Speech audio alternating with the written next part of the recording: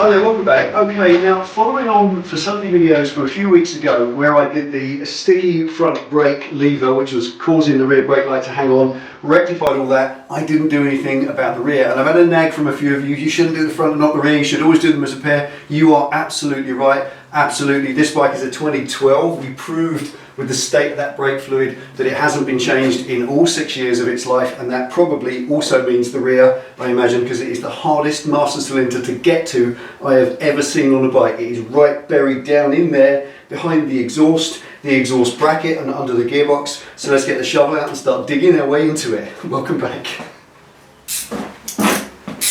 Now when I mean buried, I'll show you. Have a look at this. Take a look down in there. That there is it. That's the master cylinder for the rear, right down inside behind this, which is the bracket for the exhaust system and the exhaust itself. It's a nightmare, and that means that you can absolutely guarantee that nobody would have bothered to get down in there and change that. I've got no service record history that this brake fluid has ever changed. As I said, I proved that it wasn't by looking at that. So that is going to be black as you're at in there, and it really isn't as hard to get to as you think when you actually look at it. The silencer off. And once the silencer's off out the way, it's just 2 bolts that hold that bracket on. So it isn't as bad as it looks. It's just clubbed. There's just a lot of crap in there and you need to get out of the way. So let's get started.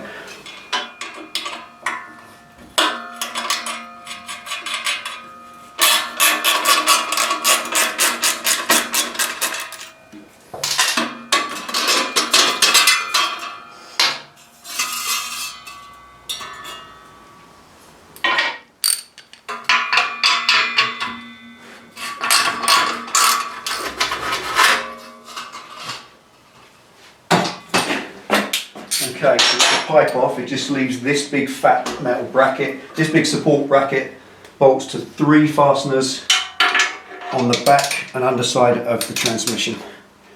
So, one under there, and that one,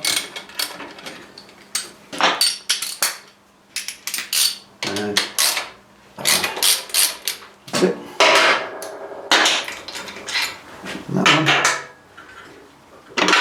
and now it should just break clear. So that feels like the way that came off. It's doweled, if you like. I'll show you there. You've got these little tiny collars there which act like a dowel and they locate it. But as you can see, they're a little bit rusty, completely dry, and I don't think that has ever been off the bike in its life. It may have done, but the point is, because you can't get to that, have a look in there now. Out of the way. Because you can now get to that, that's how much you have to do to get to just that to top up or to check the fluid. So that's probably why it's never been done. So let's do it now.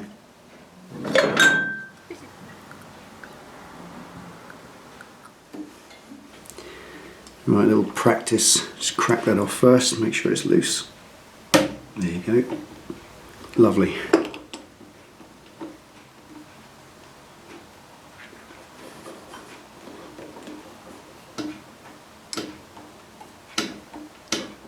Right, now at this point it's usual standard operating procedure. Because it's an ABS bike, you will be changing all the fluid in this back end of the system, but you must not switch on the ignition. Never switch on the ignition while you're doing this, while you're pumping it through, because that will activate the ABS pump, and then if you introduce air into the system in any way, you'll have to take it to the dealer and have it purged properly. But if you keep it completely locked with fluid and no air gets in, you're absolutely fine to do it yourself in this way, and it's the standard procedure. So you just crack, got the pedal on this because it's rear, open the valve, press the pedal down, hold the pedal down, then close the valve off.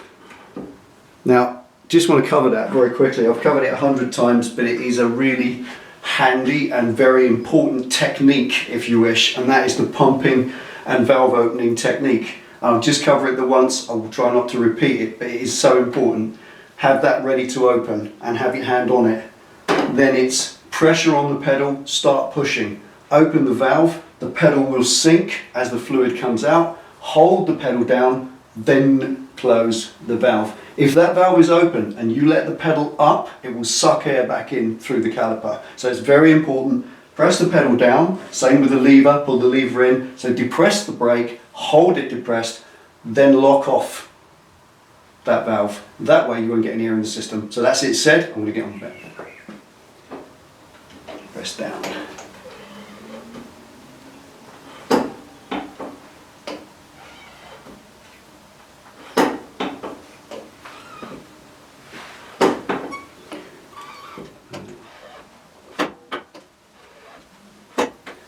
all the time watching that reservoir to make sure you don't run dry of fluid and suck air in down the bottom, because once you suck air into an ABS system, you can't fix it yourself.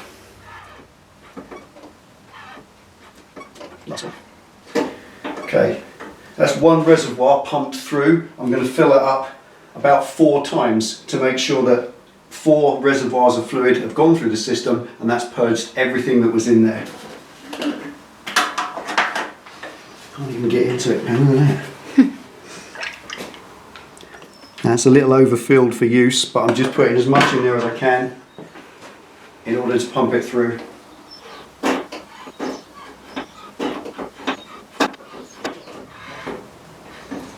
Right, 2 reservoirs done.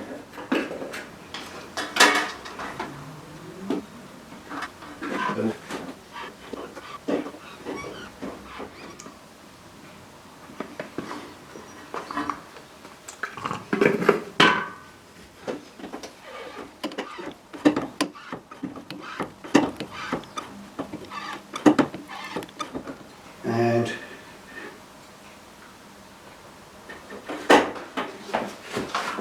now just top it up. Once you've done the 4th, or you can do 5, 6, 7 hours, however many you want, but 4 is enough. 4 is the full amount, all changed. Just top it up to the level it was at the start. I think I've said this a few times as well. It's very important to make sure that you don't fill it higher than it was when you started, because the thickness of the pads determines where that height is. If you've got pads that are quite worn, that level will be quite low. If you go topping it right up, when you come to put brand new pads in and push those pistons back, that fluid's going to come up and lock because there's too much in there. So remember to put the correct amount of fluid in, the amount that was in there when you started, before you started draining it through. And I made a note of that. It was about 12 mil from the top, and that's where it's going to be now. Here's the procedure. If you have a look in there, there's distinctly little droplets of water in there. The condensation, you can see by the way it soaks in. So dry all that out as well. Little diaphragm, get it all nice and clean.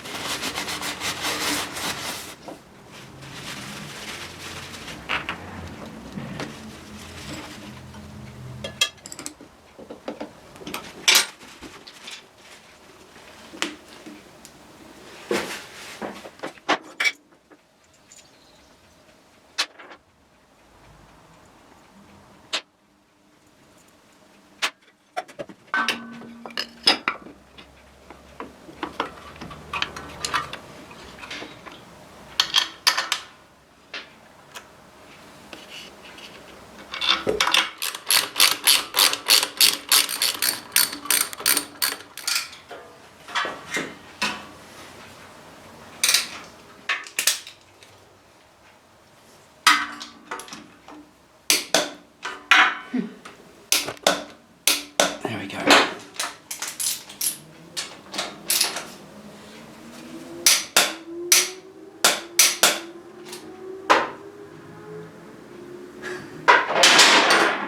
Awesome. Right, ready. How's it doing?